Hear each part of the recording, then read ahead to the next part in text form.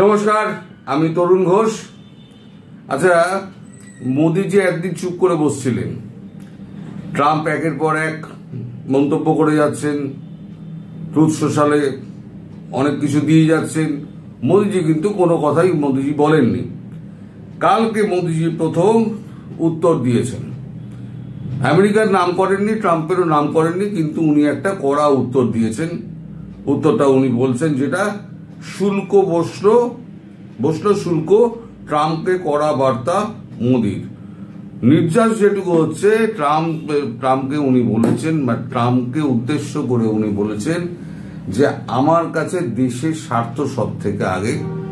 কৃষক, শ্রমিক, শ্রমজীবী, দুগ্ধ উৎপাদনকারী যে সমস্ত সমবায়গুলি, তারা আমাদের কাছে অগ্রাধিকার পায়।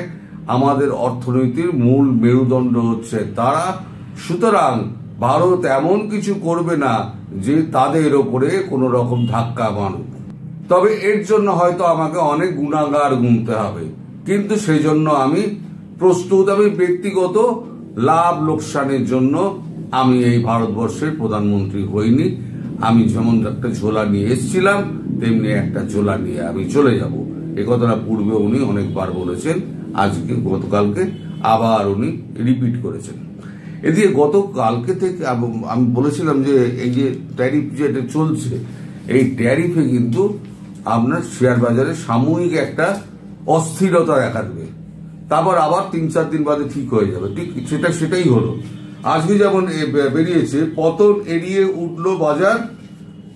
ট্রাম্প শুল্কের প্রভাবে আশঙ্কা আগে থেকেই চড়ছিল, তা সত্যি করে বৃহস্পতিবার লেনদেন শুরুর কিছুক্ষণের মধ্যেই মাথা নামাতে থাকে ভারতীয় শেয়ার বাজারের সূচকগুলি। একটা সময় সেন্সেক্স 80,000-এর নিচে নেমে যায়, কিন্তু লেনদেনের শেষ ঘন্টায় নাটকীয়ভাবে ঘুরে দাঁড়ায় বাজার। ক্ষতি পুষিয়ে বুধবারের তুলনায় কিছুটা মাথা তোলে।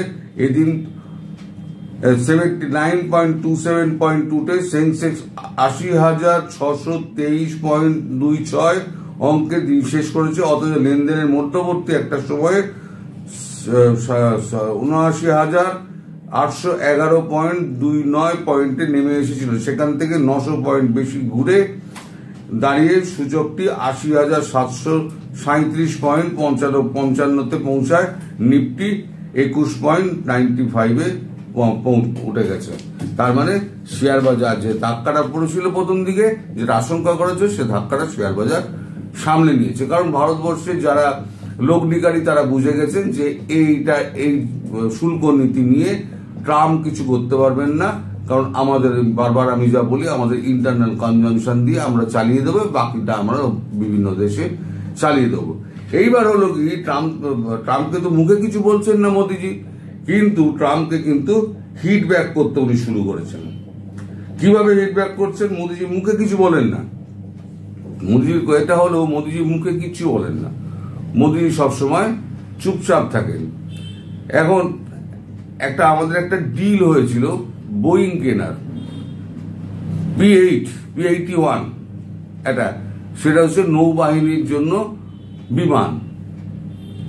নৌবাহিনীর এই বিমানগুলো সমুদ্রে সমস্ত পাহারা দেয়। সমুদ্রে পাহারা দিয়ে কোথায় কি আছে না আছে এগুলো সমস্ত দেখে। এবং বোয়িংয়ের এই বিমানটা 10,000 ঘন্টা পর্যন্ত, 10 ঘন্টা পর্যন্ত টানা উঠতে পারে এবং 25,000 ফুট অব্দি ওপরে যেতে পারে। তাহলে লেখা হচ্ছে, pause announce the Indian Ministry of Defence MOD decided to pause the procurement of 6 additional P-81 maritime patrol aircraft। তারপরে ওই 6টা যে P-8 এটা কেনার যে সিদ্ধান্তটা হয়েছিল, সেই সিদ্ধান্তটা আপাতত স্থগিত করা হয়েছে। বলা হচ্ছে পজ করা হয়েছে। বলা হচ্ছে 2021-এ approve the US State Department approved the state of 6 more P-81 under FMS program for US dollar হচ্ছে 2.42 billion. Supply chain driven cost surge by July 2025 due to global supply disruption and inflation, the project cost soared by 50%, reaching up to $3.6 billion. তাহলে $3.6 billion এই যে আমাদের যে ডিলটা চলছিল না, সেই ডিলটাই একেবারে ক্যান্সেল করে দিয়েছে বা আপাতত পজ করে দিয়েছে। আচ্ছা, এটা কিন্তু এই এয়ারক্রাফট কিন্তু আগেও কেনা হয়েছিল, সে একবার কেনা হয়েছিল 2009-এ $2.2 বিলিয়ন দিয়ে আটটা, আর একটা হচ্ছে 2016-তে কেনা হয়েছিল $1 বিলিয়ন দিয়ে, গোটা 2-3 হবে হয়তো। মোটামুটি একটা ধাক্কা দেওয়া হলো, সেটা হচ্ছে $3.6 বিলিয়ন যে বোয়িং এর কেনার যে কথাটা ছিল, সেই কেনাটা আপাতত স্থগিত করে দিল। এদিকে কি হয়েছে, একে একে ভারতের পাশে সমস্ত দেশ এসে দাঁড়াচ্ছে, যেমন ইটালি, তারপর আপনার জার্মানি, নেদারল্যান্ড, স্পেনের একজন মানে কর্তা ব্যক্তি, তিনি কিছুদিন আগে ভারতে এসেছিলেন। এসে আমাদের প্রতিরক্ষা মন্ত্রী রাজনাথ সিং এর সঙ্গে কথা বলেন, ডক্টর জয়শঙ্করের সঙ্গে কথা বলেন, একটা বৈঠক হয়, প্রধানমন্ত্রী মোদীর সঙ্গেও বৈঠক হয়। স্পেন ঠিক করেছিল যে ওই F-35 আমেরিকা থেকে কিনবে, কিন্তু তারপরে ফিরে গিয়ে তারা যেটা খবর দিচ্ছে F-35 তারা কিনবে না। Big setback for Trump as these NATO countries snubs US scrap F-35 deal due to অনেক রকম ধরে দিয়েছে, অনেক কারণ ধরে দিয়েছে, তার মধ্যে সেগুলোকে অনেক বড় আছে, ওই জন্য আমি আর ওগুলোকে তুলিনি। মোটামুটি ন্যাটো বলেছে যে আমাদের ন্যাটো কান্ট্রির মধ্যে যেগুলো পড়ে আমরা ন্যাটোর দেশ থেকেই আমরা নিয়ে নেবো, F-35 নেব না। আর F-35 কিন্তু ইন্ডিয়াও কিন্তু বলে দিয়েছে আমরা F-35 নেব না। India tells US is not keen to buy F-35 fighter jet, may increase import of some items, but no new defense equipment will be brought from US report. তার মানে পরিষ্কার হয়ে যাচ্ছে যে আর কোন রকম ইউএস এর সঙ্গে আপনার ডিফেন্স ডিল হচ্ছে না আপাতত, কারণ আমরা তো মৃত অর্থনীতি। ট্রাম্প তো বলেই দিয়েছে ভারতবর্ষ মৃত অর্থনীতি।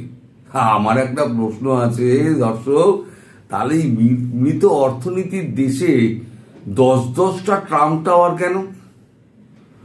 দিল্লি যান, মুম্বাই যান, চেন্নাই যান, ব্যাঙ্গালোর যান, 10টা ট্রাম্প টাওয়ার আছে। কোনোটা 22 তলা, কোনোটা 24 তলা, কোনোটা 30 তলা, কোনোটা 42 তলা ট্রাম্প টাওয়ার আছে। সেখানে কিন্তু এক একটা ফ্ল্যাটের দাম হচ্ছে 3 কোটি টাকা থেকে শুরু করে 10 কোটি টাকা। আর যেটা হচ্ছে পেন্ট হাউস, তার দাম 115 কোটি টাকা। এই সমস্ত মানে ডেড ইকোনমির দেশে উনি করেন। আবার এই বাতেলাটা শুরু করার কয়েকদিন বাদেই আবার একটা এগ্রিমেন্ট হয়েছে গত জুন মাসে, সেটা হচ্ছে নয়ডার সেক্টর 9-এ, নয়ডার সেক্টর 9-এ আবার একটা ট্রাম্প টাওয়ার হবে। এটা হবে 62 তলা। তাহলে মৃত অর্থনীতির দেশে ভাই ট্রাম্প বাবু, তাহলে এতগুলো ট্রাম্প টাওয়ার তৈরি করছেন কেন? আসলে আপনার হাতে ঘা লেগেছে এই কারণে যে ভারতবর্ষ কেন আপনাকে পাত্তা দিচ্ছে না, দেবেও না পাত্তা। এবার আপনারা প্রশ্ন করতেই পারেন যে সব দেশ ছেড়ে ভারতবর্ষের পেছনে লাগলো কেন ট্রাম্প? এই প্রশ্নটা তো উঠতেই পারে। চীনের সঙ্গে গন্ডগোল আগে থেকে, রাশিয়ার সঙ্গে গন্ডগোল আগে থেকে, বন্ধুত্ব ছিল, সেখান থেকে এরকম শত্রুতায় পৌঁছে গেল কেন? এটা একটা কারণ আছে। কারণটা হচ্ছে ট্রাম্প যেটা চেয়েছিলেন, এই ট্যারিফের ভয়টা না মানুষের মধ্যে, দেশগুলোর মধ্যে ঢুকিয়ে দিতে। আর দক্ষিণ পূর্ব এশিয়ার সব থেকে শক্তিশালী দেশ হচ্ছে যাদের বাইং ক্যাপাসিটি আছে, যাদের মানে যুব শক্তি বেশি, তারা সেটা হচ্ছে ভারত। তাহলে ভারতকে যদি চাপা যায় একবার, ভারত যদি আমার মতো দমে যায় একবার, জাপানের মতো, জাপান যেমন দমে গেছে, জাপানে এখনো সেই দ্বিতীয় বিশ্বযুদ্ধে সেই ঝাড়টা ভুলতে পারেনি বোধহয়, তাই জাপান স্বীকার করে নিয়েছে তাদের এটা আমেরিকার ট্যারিফটা। যদি আমি একে একবার দাবিয়ে রাখতে পারি, তাহলে পরে সারা ভারত পৃথিবী আমার সামনে ঝুঁকে যাবে। কারণ ভারতের মতো একটা শক্তিশালী রাষ্ট্র, যে সবে একটা সিন্দুর করে নিজের অবস্থানকে পুরো পুরো বিশ্বের সামনে ব্যাখ্যা করে দিয়েছে, সেই শক্তিশালী রাষ্ট্রকে যদি আমি চেপে ধরতে পারি, তাহলে পরে আমার যে এই ট্যারিফের স্বপ্ন, যেটা দেখিয়ে আমি আমার যে ধার আছে 37 ট্রিলিয়ন ডলার, সেটাকে যদি 34 ট্রিলিয়ন ডলারও নামিয়ে আনতে পারি, তাহলে আমায় বলবো যে আমাকে তো একদম নোবেল প্রাইজ দিতেই হবে, কারণ আমেরিকার অর্থনীতি আমি ঠিকঠাক করে দিয়েছি। এটা হচ্ছে ট্রাম্পের মাথায় ছিল, কিন্তু সেটা যে এরকম ফায়ার ব্যাক হয়ে যাবে সেটা ট্রাম্প বুঝতে পারেননি। এখন না পারছেন গিলতে, না পারছেন নোংরাতে, ট্রাম্পের অবস্থা খুব খারাপ। আর মোদিজিও ছেড়ে কথা বলবেন না, মোদি মুড থেকে বোঝা যাচ্ছে মোদিজি এর শেষ দেখে ছাড়বেন। আর ক্রমশ এই আমাদের তিনটে দেশ, ভারত, চীন, রাশিয়া একত্র হচ্ছে এবং গিয়ে সেই দেখবেন ব্রিক্সের গিয়ে দাঁড় করাবে এবং ব্রিক্সের আলাদা মুদ্রা চালু করবে। এটা করলেন মানে ট্রাম্প নিজেই এটা করলেন, মানে সৌজন্যে ট্রাম্প, যেটা ভারতবর্ষ বলেছিল, মোদিজি বলেছিলেন আমরা ব্রিক্সের মুদ্রা চালু করব না, আপনি নিশ্চয় থাকুন, সেই মুদ্রাটা চালু হতে যাচ্ছে। এবং বাকি 40টা দেশ আছে না, ওই দিন আফ্রিকান কান্ট্রি, মোদিজি এক সময় বলেছিলেন যে সমস্ত দেশের কোনো ভয়েস নেই, আমরা সেই সমস্ত দেশের আমরা ভয়েস হয়ে উঠব, তাদেরকে সমস্ত ব্রিক্সে ডাকা হচ্ছে। ইরান আসছে ব্রিক্সে, এবার আমেরিকা যাবে কোথায়? ট্রাম্প বাবু 54 বছর লেগে গেছিল, 71 সালের পর থেকে 54 বছর লেগে গেছিল আমেরিকার সঙ্গে ভারতের সম্পর্ক ঠিক হতে।